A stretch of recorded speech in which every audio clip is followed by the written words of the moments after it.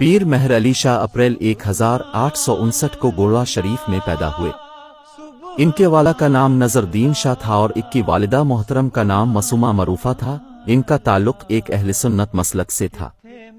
وہ Punjab, British India, موجودہ پاکستان کے چشتی حکم سے تعلق رکھنے والے ایک صوفی عالم اور صوفیانہ پنجابی شاعر تھے۔ وہ احمدیہ مخالف تحریک کی قیادت کرنے والے حنفی عالم کے طور پر جانے جاتے ہیں۔ انہوں نے کئی کتابیں لکھی جن میں خاص طور پر سیف چشتیائی، چشتی آرڈر کی تلوار، مرزا غلام احمد کی احمدیہ تحریک پر تنقید کرنے والا ایک سیاسی کام ہے۔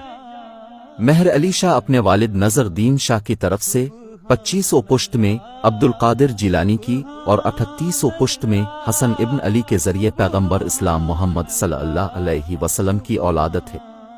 اپنی والدہ معصومہ موصوفہ کی طرف سے وہ 2400 پشت میں عبدالقادر جیلانی سے اور 3700 پشت میں حسین ابن علی کے ذریعے محمد سے نازل ہوئے۔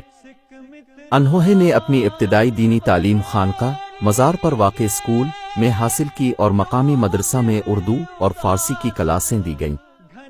15 سال کی عمر میں انگا میں تعلیم مکمل کرنے کے بعد انہوں نے ہندوستان کے متحدہ صوبوں UP میں مزید تعلیم جاری رکھنے کا فیصلہ کیا۔ اس لیے وہ ہندوستان کے مختلف حصوں جیسے کہ لکھنؤ، دیوبند، رامپور، کانپور، علی گڑھ، دہلی اور سہارنپور میں اعلیٰ تعلیم کے لیے روانہ ہوئے، جو اس وقت مذہبی تعلیم کے معروف مراکز تھے۔ ان کا قیام علی گڑھ کے مدرسہ لطف اللہ میں 2.5 سال رہا۔ راولپنڈی کے پرانے شہر میں ایک تاریخی مغل طرز کی مسجد مرکزی جامع مسجد 1903 میں پوٹھوہار کے علاقے میں مسلم اتحاد کی علامت کے طور پر راولپنڈی کی مسلم کمیونٹی کے عطیات سے تعمیر کی گئی تھی۔ یہ مسجد 2 سال میں مکمل ہوئی اور اس کا افتتاح گوڑا شریف کے صوفی بزرگ پیر مہر علی شاہ نے افغانستان کے معزول بادشاہ ایوب خان کے ساتھ کیا، جو اس وقت راولپنڈی میں مقیم تھے۔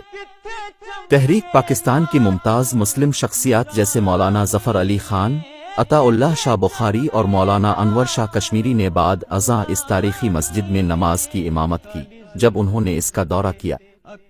ماہ 01356 ہے اپریل 1937 کے اوائل میں آپ کو نزلہ زکام کا حملہ ہوا، جو جلد ہی ٹائیفائڈ بخار میں تبدیل ہو گیا، جو کئی دنوں تک جاری رہا۔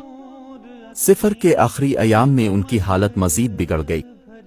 29/11 مئی 1937 کی صبح نبض بے ترتیب ہو گئی اور جسم کے درجہ حرارت میں بھی اچانک تبدیلی آئی۔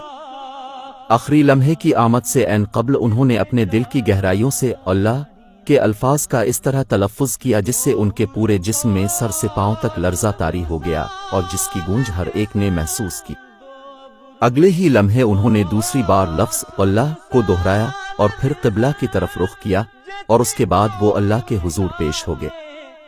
ان کا 3 روزہ عرس سالانہ یوم وفات ہر سال 27 سے 29 صفر تک منعقد ہوتا ہے۔ 20ویں صدی کے ابتدائی پنجابی صوفی شاعر پیر مہر علی شاہ کے مزار پر ہزاروں عقیدت مند پاکستان بھر سے آتے ہیں۔